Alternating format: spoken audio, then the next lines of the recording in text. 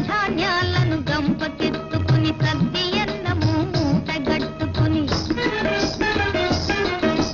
నవధాన్యాలను గంపకెత్తుకుని సద్ది అన్నము మూటగట్టుకుని ముల్లు గర్రను చేత పట్టుకుని ఇల్లాలను నీ వెంట పెట్టుకుని ఏరువాక సాగారో రన్నో చిన్నన్న నీ కష్టమంతా తీరును రన్నో చిన్నన్న.